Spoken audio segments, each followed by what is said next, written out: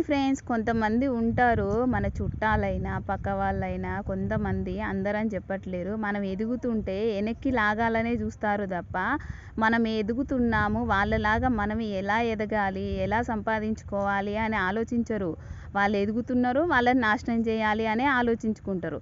వాళ్ళని నాశనం చేయాలి అని ఆలోచించే టైము మనం ఎలా బాగుపడాలి అని ఆలోచించుకోండి. అప్పుడు మీరు కూడా బాగుపడతారు వాళ్ళలాగా.